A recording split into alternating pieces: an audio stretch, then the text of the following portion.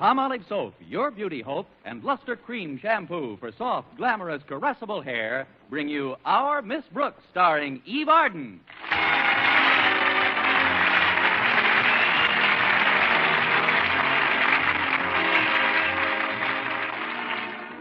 While he's not the over-demonstrative type, most of the people who know biology teacher Philip Boynton find him friendly enough. Well, to our Miss Brooks, who teaches English at Madison High School, he's also friendly, but not enough. It isn't that Mr. Boynton doesn't have his moments. It's just that I'm never around when he's having them. Last Thursday morning, as usual, my landlady, Mrs. Davis, and I were discussing this phenomenon at the breakfast table. I can't understand it, Connie. You and Mr. Boynton have been going together for quite a while now, haven't you? Yes, indeed, Mrs. Davis. Let's see. We started dating the week he got his pet frog, McDougal. That was over 2 years ago. You mean you two have been going steady for the past 2 years? That's right, Mrs. Davis. I've been going steady with Mr. Boynton, and he's been going steady with McDougal. Those scientists are all alike. So bashful. There must be something you can do to stir him up, Connie. Oh, I've tried everything, Mrs. Davis. I've even backed him into the Mixmaster. Did you? Did you really, Connie? No, but it's not a bad idea. Mr. Boynton is a lot like Mr. Mitchell, a scientist who used to take out my sister Angela. She's terribly absent-minded, you know. Yes, I know. Even more so than my brother Victor. Although heaven knows he's forgetful enough, too. Yes, you mentioned it to me, Mrs. Davis, but what about Mr. Mitchell? Mitchell? The scientist. What scientist? The scientist who took out your sister Angela. Imagine. Angela out with a scientist. And she never even mentioned it to me. Maybe she forgot. Forgot? That girl would forget her head if it wasn't tucked under her arm.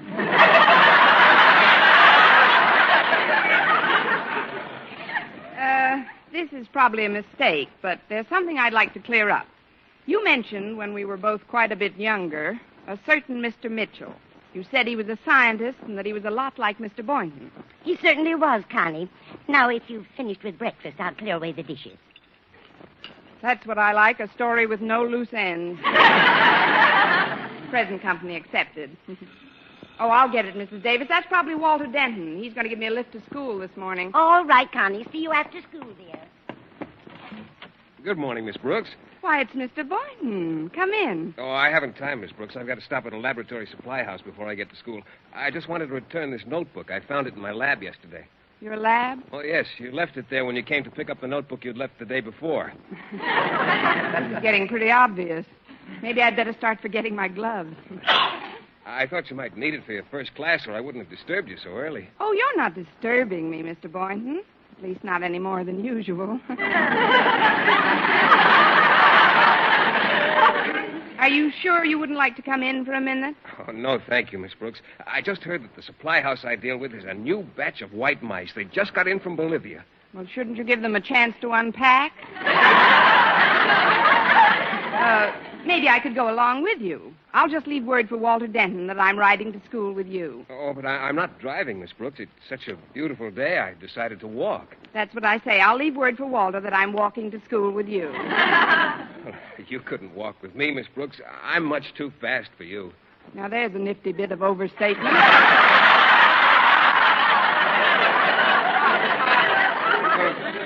Besides, you wouldn't like the atmosphere in the supply house, all those mice and things. What's that? Oh, it's your cat. Hello, Minerva. She probably wants the address of that supply house. Come here, kitty. Ah, there's a nice girl.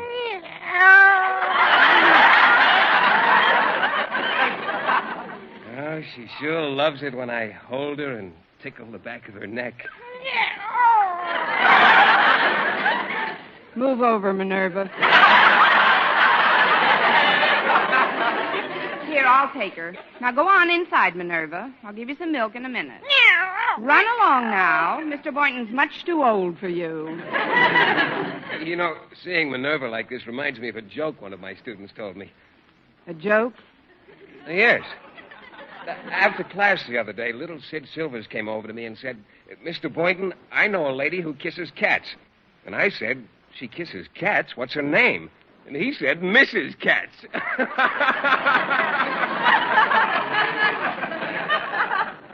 What's the matter, Miss Brooks? Didn't you get it? Oh, I got it, Mr. Boynton. It's just that I've had all I want of it. Well, I'll be running along now. See you at school, Miss Brooks. You invited me to lunch today, remember? That's right. It's my turn. Last time we went Dutch. Who's there? It's me, Mrs. Davis. I haven't gone yet. Oh, then that wasn't Walter Denton at the door. No, it was Mr. Boynton. He just stopped by to give me this notebook and to tell me about a lady who kisses cats. Well, if there are any other ladies kissing cats, I think Mrs. Cat should know about it.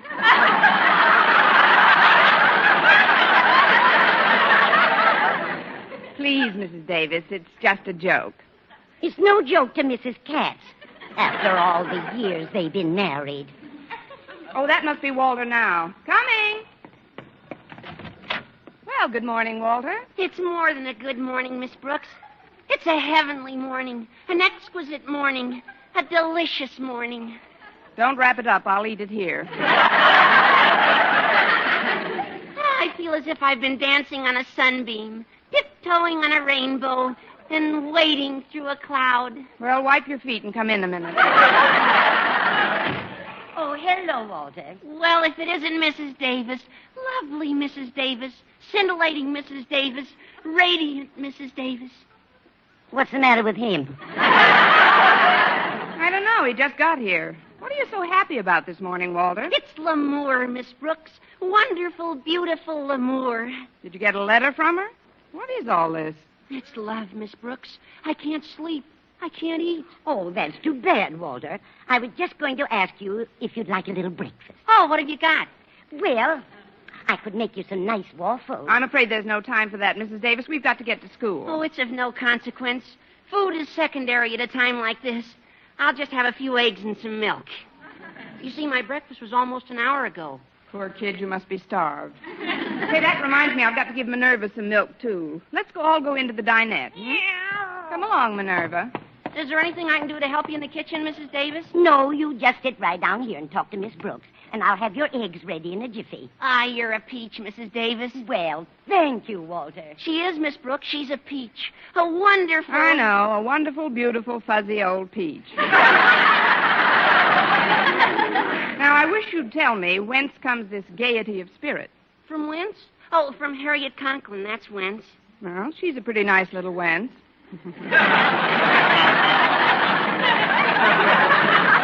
Ah, she's more than nice, Miss Brooks. She's sensational. And boy, what a fight we had yesterday. A fight? Yeah, we almost came to blows. It'll be a long time before we have another fight like that one, boy. Well, what are you so happy about? I thought you were fond of Harriet. I'm crazy about her. I see. You're crazy about her, so you almost came to blows. Oh, don't you get it? The more bitter the battle, the sweeter it is making up.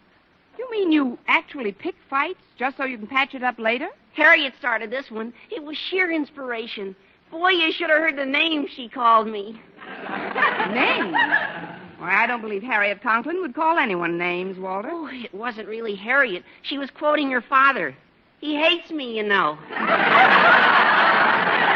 Yes, I know. Besides, a good fight once in a while tends to make couples less sure of each other.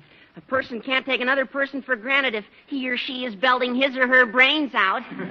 This boy is another Kirk Douglas. Will you excuse me for a minute, Walter? I'd like to get Minerva her milk. Oh, certainly, Miss Brooks.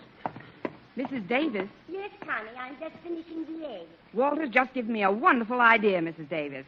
The trouble with Mr. Boynton and myself is that we take each other for granted. You take each other for granted? With one exception. I don't take him for granted. What I mean is, if I could get him into a good fight, he wouldn't be so sure of me. And then, too, think of what fun it would be making up. I think you've got something there, Connie. When are you going to pick this fight with Mr. Boynton? At lunchtime today, we have a date to meet in the cafeteria. Good for you, Connie. It just goes to show you there's more than one way to skin a cat. Not you, Minerva, not you.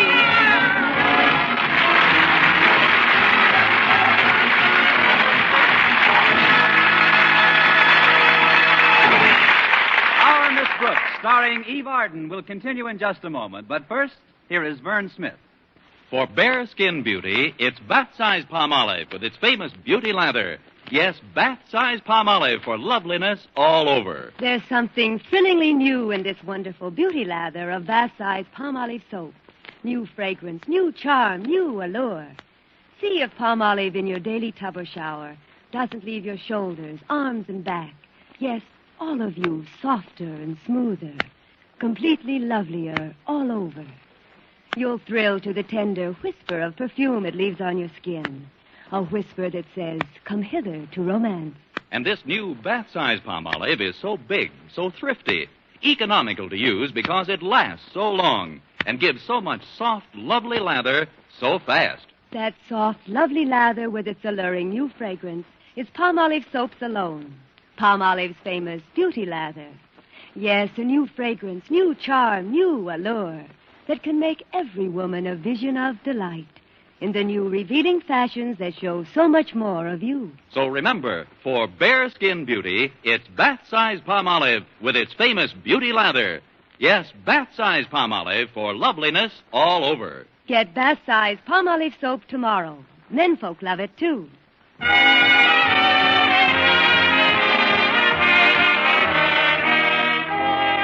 As soon as the bell rang for lunch, I hastened toward the cafeteria to start the battle of the century with my unwitting adversary, Mr. Boynton. I must have been exceeding the speed limit for Madison's halls, for just as I came abreast of the principal's office, Mr. Conklin flagged me. Well, if it isn't Mel Patton. Would you like us to put up some hurdles for you, my dear? I'm sorry, Mr. Conklin. I was just hurrying to get to lunch. Obviously. But I'll have to ask you to make a small detour. Would you mind loping into my office for a moment? Of course, Mr. Conklin. Yeah. Now, sit down, Miss Brooks. I've called you in to find out what you've done about Walter Denton and my daughter Harriet. What I've done, Mr. Conklin? Yes. A few weeks ago, I requested that you move him to the furthest possible spot from Harriet's desk. Oh, I have, Mr. Conklin. They couldn't be any further apart unless one of them transferred to another school. Well, I don't know what Harriet sees in that lame-brained dunce. Oh, he isn't so bad, Mr. Conklin. It's just puppy love with Walter. If I could be sure of that, I'd buy him a lifetime supply of Strongheart and build him a kennel with my own hands. You should have heard them last night, Miss Brooks. They were on our front porch till almost 11 o'clock. Seems they had an argument in the afternoon, and they spent over 3 hours cooing and gurgling at each other like a brace of punch-drunk doves. Oh, they were just making up after a little spat. Well, we've got to do something to make that spat a permanent one. That's a pretty tough assignment, Mr. Conklin. Don't you realize that nothing is as sweet as the reconciliation after a lover's quarrel? Why, many couples pick fights just for the fun of making up. Yes. Harriet's mother once started a quarrel with me just to stir up some emotional activity. Now that I think of it, when we did make up, it was rather wonderful. Perhaps you'd better run along now, Miss Brooks. I have a phone call to make.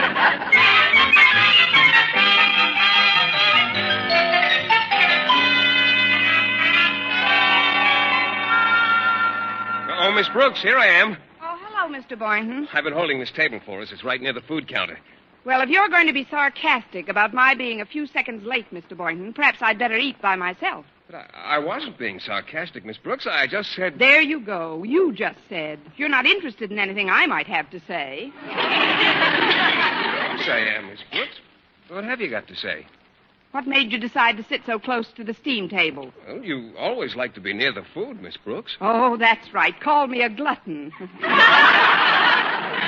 Next thing you'll be saying is that I stuffed myself so much I'm getting fat as a horse. Oh, I wouldn't say anything like that, Miss Brooks. You're just getting a little plump. What's the matter with you today, anyway? Oh, that's right. Blame it all on me. I come in prepared to have a perfectly friendly lunch, and you immediately start picking on me. I don't know how you can say a thing like that, Miss Brooks. You mean you don't know how a person in her right mind can say a thing like that. That's what you were thinking. Don't deny it.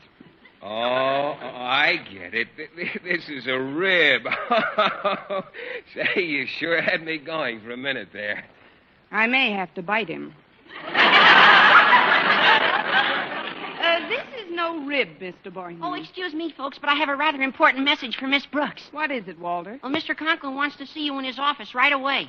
Oh, it's a shame you have to go now, Miss Brooks. You haven't had anything to eat, and the lunch period's half over. Here, you better have a few of these jelly beans. Jelly beans? Oh, yes, I carry them with me all the time. They're almost pure sugar, you know, and the dextrose contained in them is one of the best sources of quick energy known to science. Here, take a couple. Sweets to the sweet, they say. That is the last insult I'll take from you, Mr. Boynton. Here, you can have my chair, Walter. But, Miss Brooks... I don't know what this is all about, but I'm afraid I've got to interrupt, Mr. Boynton. As manager of the track team, I've called a special practice for after school. I thought you ought to know. Oh, you did? Well, for your information, Denton, as coach of the track team, I'm the only one entitled to call a practice. Oh, gee, you don't have to get so excited about it. Don't tell me how excited to get either. I'm not strict enough with you kids. That's the trouble. Well, sure you are, Mr. Boynton. I am not. Oh, great. With him, he fights.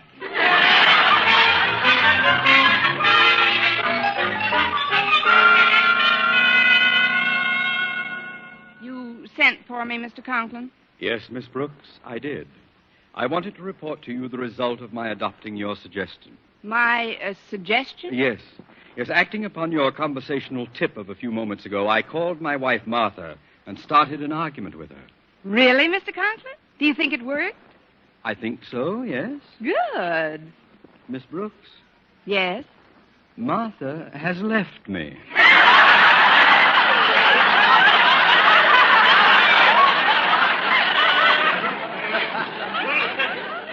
Left you? How do you know? I was afraid I'd gone at it a little strongly in my first call, so after a few minutes I rang my home again. And? The housekeeper told me that Martha had left the house with a valise. A valise? She did the same thing the last time we quarreled. Took off like a wounded buffalo for her mother's house in Toledo. Now, if you will stay in my office, Miss Brooks, I'll try to head her off at the railroad station. Oh, but my classes, Mr. Put Conklin. Harriet in charge, Miss Brooks. You'll have to wait until I return. Oh, I'm terribly sorry it worked out like this, Mr. Conklin, but I must say you're showing remarkable self-control. There's no time for recriminations now, Miss Brooks. However, upon my return, I'll flay you!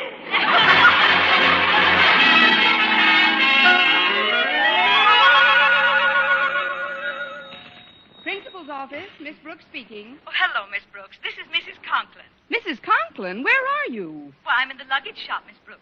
I thought Osgood and I might open our cottage at Crystal Lake a little early this year, so I'm having one of my valises repaired. Would you be good enough to call Mr. Conklin to the phone? I'm afraid my voice isn't loud enough, Mrs. Conklin. He's at the railroad station. The railroad station? What's he doing there? Well, he thought you were peeved at him for having been nasty to you on the phone. So when your housekeeper told him you'd left with a valise, he presumed something drastic had happened, like the time you were wounded in Buffalo. What? Well, he thinks you're on your way to your mother's house in Toledo. So that's what he thinks. Well, it serves him right. You have no idea how he went out of his way to pick an argument with me, Miss Brooks. Oh, yes, I have, Mrs. Conklin. Well, instead of rushing over to the station and explaining the misunderstanding, I've a good mind to let him cool his heels for a while. Oh, but Mrs. Conklin, I feel partly responsible for what's happened. I'm sorry if I started... Well, I'm not a bit sorry. A little emotional activity is good for any family. After all, even bees have to stop making honey sometime. I know, but I've started the activity in the wrong hive. Well, I'm going back home now, Miss Brooks. Why don't you drop over after school? We'll have a little bull session. Oh, he won't be back by then. I mean, I'd love to drop over, Mrs. Conklin. Goodbye. Goodbye. Miss Brooks, I'm surprised at you. Mr. Boynton, I didn't hear the door open. The door was open. I happened to be passing by, and, well, I couldn't help but overhear your conversation with Mrs. Conklin. You heard it? Every word. Oh, well, I'll have a jelly bean now, Mr. Boynton. Frankly, I never dreamed you'd be a party to such a nefarious plot, Miss Brooks. For the first time in my life, I'm really angry at you. You are? Yes, I certainly am. Well. Okay, so you're mad at me. You want to make something out of it, frog boy?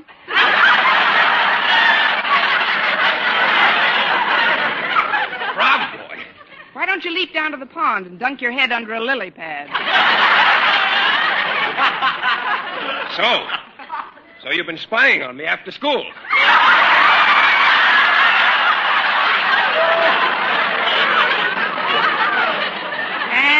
Your father's microscope.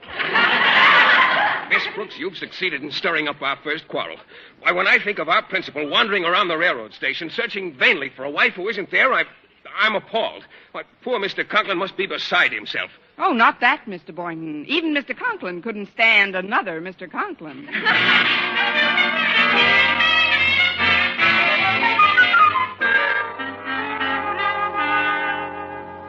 I'm worried, Miss Brooks. It's almost 9 p.m. and still no word from Osgood. Maybe something's happened to him. Maybe I'll never see him again. Oh, please, Mrs. Conklin, take it easy. Well, how can I take it easy? How would you feel if you thought you were never going to see Osgood again? I rarely indulge in wishful thinking. Now, when Mr. Conklin gets tired of looking for you, he'll come home. Meanwhile, you must try to be cheerful. If only Daddy would phone. If only we had some word, some definite... Oh, the doorbell. Maybe it's Osgood. I'll get it. Oh, no, Mother. If it is Daddy, you wouldn't want him to see you with your eyes all red from crying. I'll get it. No, dear. Your eyes are red, too. But, Mother, your eyes are redder than mine. No, dear. Your eyes are much redder than mine. You two red eyes will excuse me. I'll open the door. Well. Oh, it's you, Miss Brooks. Come in, Mr. Boynton. Mrs. Conklin and Harriet are pretty worried. Please, Mr. Boynton, don't keep us in suspense. Is there any news? Quickly, Mr. Boynton, tell us. Oh, I'm afraid not. I checked the railroad station and the bus terminal, but I saw no sign of Mr. Conklin. Poor Daddy. Hold it, Harriet. Wait for your mother. Mr. Boynton, did you also check the airport? Yes, I did. He wasn't there either. Oh, poor Osgood. Now both together. Well, don't just stand there, Mr. Boynton. Pull up a life raft and sit down. Oh, don't be discouraged, Mrs. Conklin.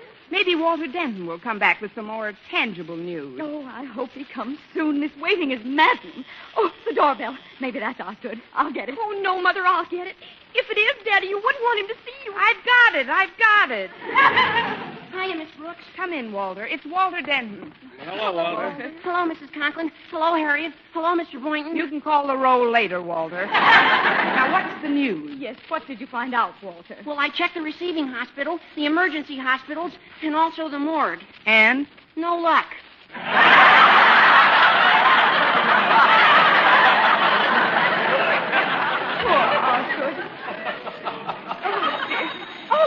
Phone. Maybe that's Osgood. I'll get it. Oh, no, Mother, I'll get it. If it is Daddy, you wouldn't want him... Hello, Mr. Conklin's residence. Miss Brooks speaking. How do you do, Miss Brooks? Mr. Conklin. Mr. Conklin. It's Daddy. Osgood. Must be a 5-party line. Mr. Conklin, where are you? Where do you think I am? I'm in Toledo. Where? At the home of Martha's mother, but Martha's not here. Of course she isn't. She's right here. What? Well, put her on at once. Yes, sir. Just a minute. He wants to talk to you, Mrs. Conklin. He's at your mother's house in Toledo. In Toledo? Ohio. Toledo, Ohio? Zone 38. Here's the phone. But, Miss Brooks, I don't dare tell him that I let him go on that wild goose chase just to teach him a lesson. You know his blood pressure. I ought to. I helped give it to him. Here's the phone, Mrs. Conklin. Talk to him. Oh, thank you. Hello, Osgood. Martha, you're home. I don't quite understand. Well, dear, when you picked a quarrel with me today, I really planned to go home to Mother. But I realized I just couldn't bear the thought of leaving you. You really mean that, Martha? Oh, what a lucky man I am. I'll take the first plane back, my dear.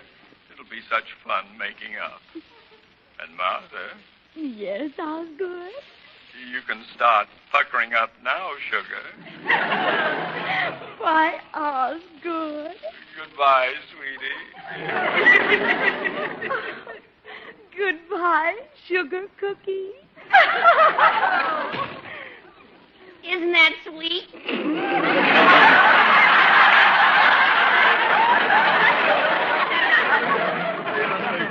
Come on out to the porch, Harriet. We still got some making up of our own to do. All right, Walter. Now I'm going up to my room and have a good, happy cry. You've earned it, Mrs. Conklin. The day you were married. Well, Miss Brooks, we seem to have this living room all to ourselves. Shall we go to our corners and come out reconciling? Miss Brooks, I realize you really did nothing to gain my anger today, and, well, In a situation like this, actions speak louder than words. What are you driving at, Mr. Boynton? Miss Brooks, pucker up. Yes, Mr. Boynton. And close your eyes. Not me. I want to watch.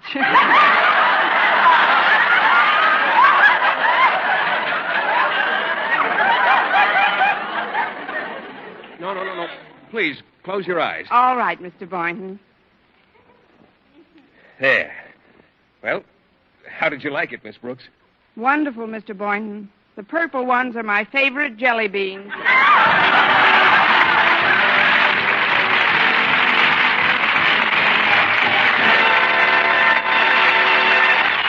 Arden as our Miss Brooks returns in just a moment, but first... Dream girl, beautiful luster cream girl. Tonight, show him how much lovelier your hair can look after a Luster Cream shampoo. Only Luster Cream brings you Kay Daumit's magic formula blend of secret ingredients plus gentle lanolin. Gives loveliness lather even in hardest water. Glamorizes your hair as you wash it. Luster Cream, not a soap, not a liquid, but a dainty cream shampoo. Leaves hair fragrantly clean, free of loose dandruff, glistening with sheen, soft, manageable. Gives new beauty to all hairdos or permanents. 4-ounce jar, $1. Smaller sizes, either tubes or jars. Tonight, try Luster Cream Shampoo and be a Dream girl, beautiful luster cream girl. You owe your crowning glory to a luster cream shampoo. And now, once again, here is our Miss Brooks. Well, after Mr. Boynton had fed me all the jelly beans I could swallow, he walked me home through the park. Miss Brooks, there's something I've wanted to say to you all evening. There he is? Well, I didn't want to embarrass you in front of the others, but, well... Yes, Mr. Boynton? The seams of your stockings are crooked. Thanks a million, Mr. Boynton. Oh, look, over by that tree, Miss Brooks. It's a Pendodactylus, same type of frog as McDougal. Excuse me, Mr. Boynton. Now, you listen to me, you green-skinned, pop-eyed monster. You have a lot of nerve croaking at people at this time of night. This park isn't big enough for both of us, see? Miss Brooks, what are you doing? I'm picking a fight with this frog. It's got to be more fun making up with him. Next week, tune into another Our Miss Brooks show brought to you by Palmolive Soap, Your Beauty Hope, and Luster Cream Shampoo for soft, glamorous, caressable hair. Our Miss Brooks, starring Eve Arden, is produced by Larry Burns, written and directed by Al Lewis, with music by Wilbur Hatch.